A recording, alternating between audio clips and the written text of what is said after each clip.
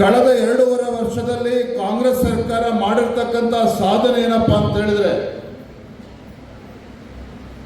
ಕೇಂದ್ರ ಸರ್ಕಾರ ನಮ್ಮ ಕರ್ನಾಟಕ ರಾಜ್ಯಕ್ಕೆ ಅನ್ಯಾಯ ಮಾಡ್ತದೆ ಅಂತೇಳಿ ಒಂದೇ ಸುಳ್ಳನ್ನ 100 ಬಾರಿ ಹೇಳ್ತಕ್ಕಂಥ ಕೆಲಸ ಸಿದ್ದರಾಮಯ್ಯ ಸರ್ಕಾರ ಮಾಡ್ತಾ ಇರುವಂಥದ್ದು.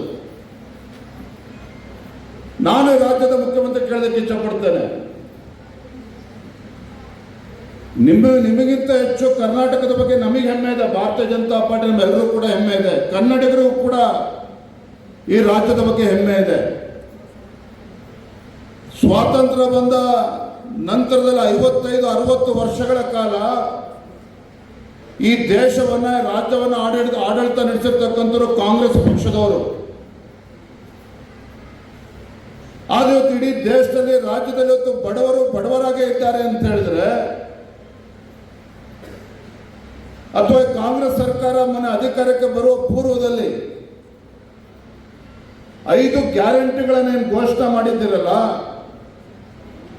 ಈ ಗ್ಯಾರಂಟಿಗಳು ಸ್ವಾತಂತ್ರ್ಯ ಬಂದು 75 ವರ್ಷಗಳ ಆದ ನಂತರದಲ್ಲೂ ಸಹ ಗ್ಯಾರಂಟಿಗಳು ಕೊಡ್ತಕ್ಕಂಥ ದುಸ್ಥಿತಿಗೆ ಇವತ್ತು ನಮ್ಮ ರಾಜ್ಯ ಯಾತಕ್ಕೋಸ್ಕರ ಬಂದಿದೆ ಅನ್ನೋದನ್ನು ಕೂಡ ಮಾನ್ಯ ಮುಖ್ಯಮಂತ್ರಿಗಳು ಆಲೋಚನೆ ಮಾಡಬೇಕಾಗ್ತದೆ, ಉತ್ತರವನ್ನು ಕೂಡ ಕೊಡಬೇಕಾಗ್ತದೆ.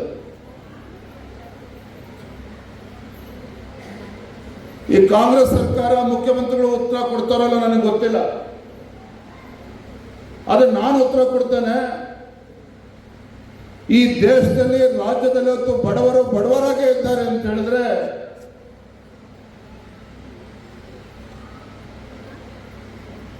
ಗರೀಬಿ ಹಟಾವ್ ಅಂತೇಳಿ ಪ್ರತಿ ಚುನಾವಣೆಯಲ್ಲೂ ಕೂಡ ಅಧಿಕಾರಕ್ಕೆ ಬಂದ್ರಿ ಕಾಂಗ್ರೆಸ್ ಪಕ್ಷದವರು. ಆದ್ರೆ ಕಾಂಗ್ರೆಸ್ನವರನ್ನ ಯಶಸ್ವಿಯಾಗಿ ಅಧಿಕಾರಕ್ಕೆ ಬಂದ್ರು, ಬಡತನವನ್ನ ನಿರ್ಮೂಲನೆ ಮಾಡೋದಕ್ಕೆ ಸಾಧ್ಯ ಆಗಲಿಲ್ಲ. ಬಡವರನ್ನ ನಿರ್ಮೂಲನೆ ಮಾಡುವಂತ ಕೆಲಸ ಕಾಂಗ್ರೆಸ್ ಸರ್ಕಾರದವ್ರು ಮಾಡಿದ್ರು. ಅದಕ್ಕೋಸ್ಕರನೇ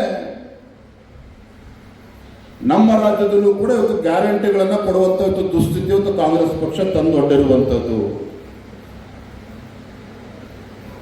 ನನಗೆ ನೋವಾಗ್ತದೆ. ಭಾರತೀಯ ಜನತಾ ಪಾರ್ಟಿ ಅಧ್ಯಕ್ಷನಾಗಲ್ಲ ಅಥವಾ ಶಿಕಾರಿಪುರ ಕ್ಷೇತ್ರದ ಶಾಸಕನಾಗಲ್ಲ, ಈ ದೇಶದ ಒಬ್ಬ ಪ್ರಜೆಯಾಗಿ, ಒಬ್ಬ ಹೆಮ್ಮೆಯ ಕನ್ನಡಿಗನಾಗಿ,